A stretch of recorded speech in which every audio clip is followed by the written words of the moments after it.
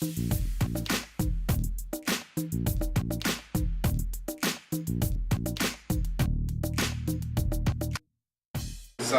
I'll let Pam take over from here, and we're going to use one of our dies. This is an Easter egg. Yes. It's probably from about 1920s or 30s, and it's an Art Deco kind of a Easter egg designed for enamel, and it'll be done in fine silver.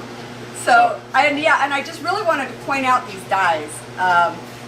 Kevin rescued these dies, and not just these. I mean, thousands and thousands of them.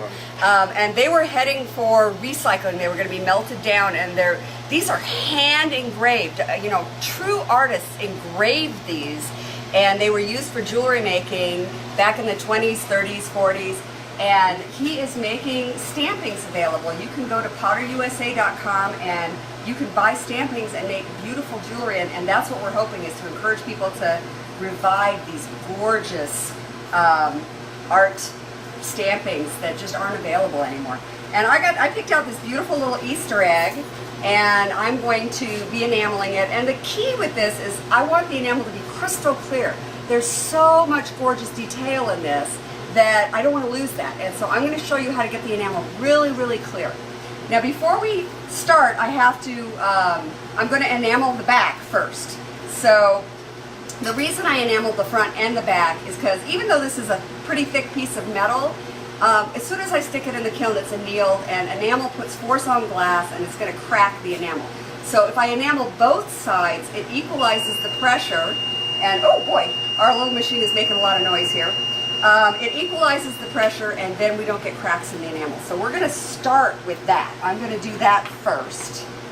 And here we go. I'm going to put this on here, and I'm just going to sift a little enamel onto the back. Now I want it to stick, so I have some clear fire here. Clear fire is an enamel adhesive.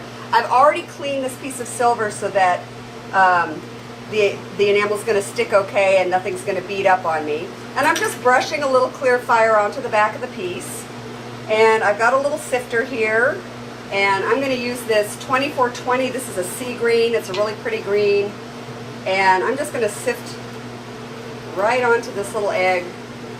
And I'll just kind of start at the edges. I don't want it to be thicker in one part and thinner in another. Hang on, let me get some of that other. They don't actually work if they're really full. You only want it to be about a third full. Here we go.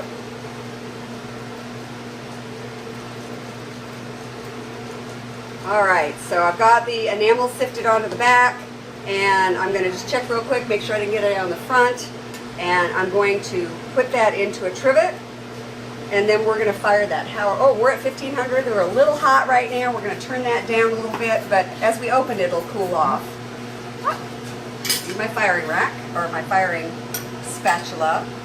Off she goes. We're going to do the back. And obviously I'm not going to set that on a paper towel when I come back out. So this is, oh my god, this is a dental kiln. I love this thing. I'm like coveting it. And I've got it at orange peel stage, which is not fully fired, but that's okay because it's going to keep firing as I work on the front. So we're going to let that cool, and when it's cool, I'm going to turn it over and we'll start working on the front side of the piece. So we got to get the enamel sized. This is the key to getting the enamel really, really clear.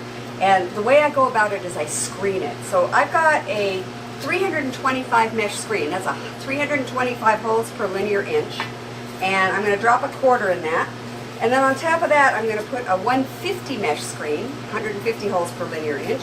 Drop a quarter in that. The quarters help push the enamel through the screens. And then I'm just going to pour some in here. And I'm going to be sizing out the enamel. I am going to wear a mask while I do this because screening enamel puts a lot of glass dust in the air, and you don't want to breathe glass dust.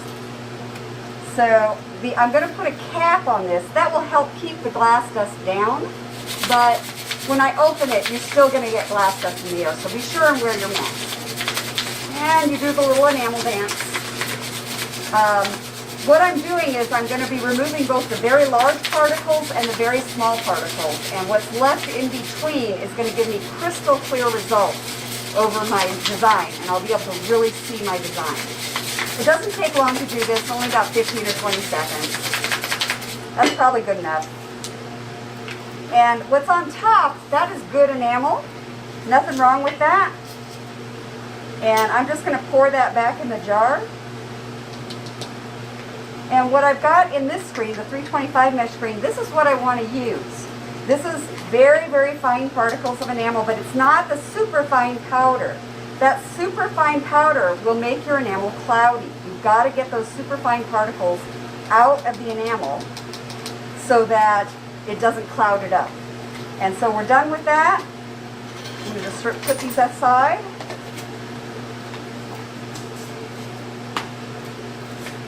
And I'm going to take this off because it's August and we're in a metal building. And then I'm going to wet them because we're going to be applying them wet. Now this is distilled water. I always use distilled water when I'm enameling because I don't want to introduce elements or minerals that might come out of the pipes. And quite frankly, it's less than $1 for a gallon of distilled water. It's cheap insurance. So I put a generous amount of water on that. I'm agitating it. What this is doing is any little fines that might still be clinging to the grains, I want to get those off.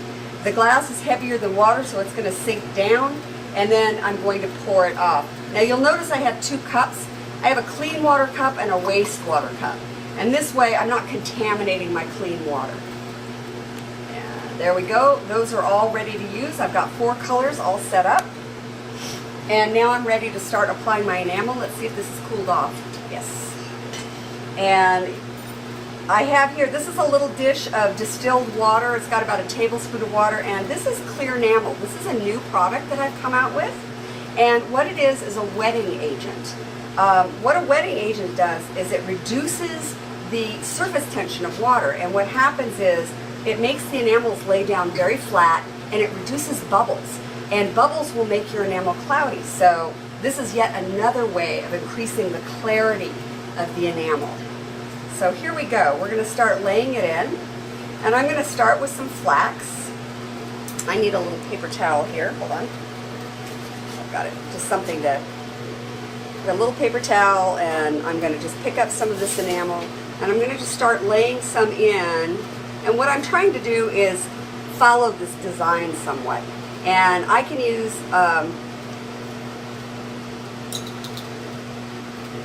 I can use a little scribe to help push the enamel off the brush and follow this design around.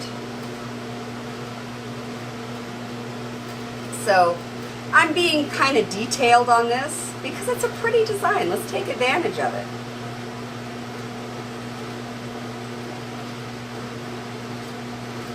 What I'm going to do is I'm going to tap it, which is going to settle the enamel. And so it's flat, because if it's lumpy going in, it's going to be lumpy coming out. And once I've got it tapped, I'm going to take a little piece of paper towel here and I'm going to wick off the excess moisture. I'm just going to pull that right off. And then I'm going to apply the next color. And this is a fairly shallow design. I got a little of that flax yellow in here. I want to get that out, so let me just get this out of here. There we go. And now I'm going to come in with, how about we do a little aqua cascade shading up the middle of this thing. So I'm going to start with this aqua.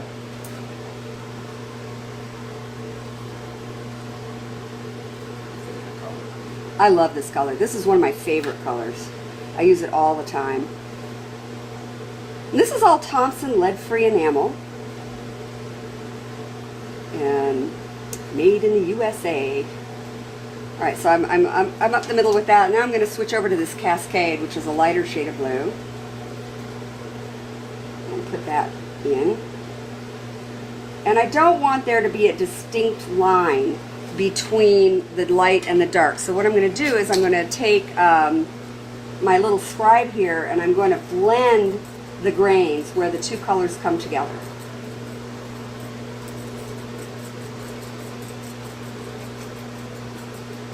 And I'm going to give it a little tap to settle it again.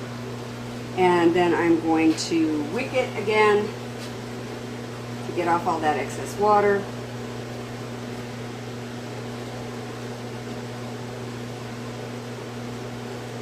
And now I'm going to come back and I'm going to do my little decorations, and I'm going to come in with that sea green. This is fun.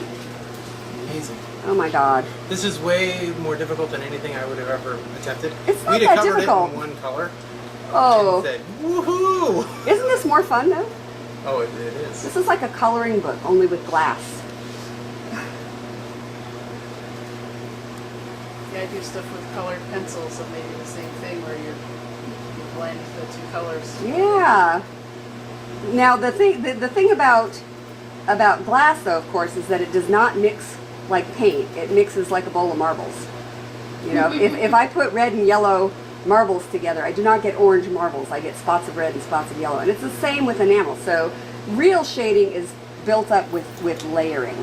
You use layer after layer to get the graduated shading. Come on. And I'm not doing the absolute best job I've ever done, but you're getting the idea, and that's what we want. It's amazing. We're so glad you stopped by. I am having so much fun. I love being here at Potter USA. This little dental kiln, later, when Kevin can't find it, don't come looking at me. We'll have to get somebody to make these. Yeah. I love the whole idea of it coming from underneath. There's just so many advantages to that. It just needs a computer controller though.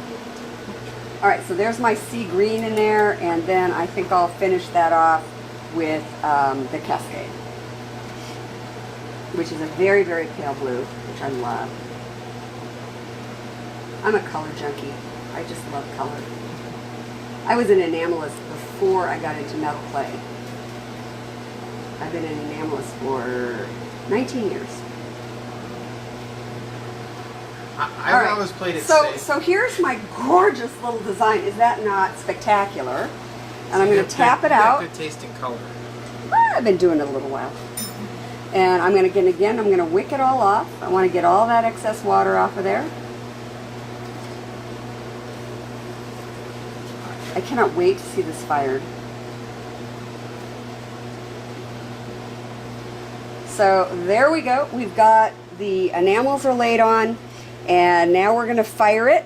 And let's see what temperature we're at. We're going to wait for the kiln to come back up, and then we're going to fire it. Here we go. We're going to go in. All right, off she goes. Now, is it fairly dry? It won't go poof. It won't go poof. All that wicking I did pulled out most of the water. That was what the wicking was about.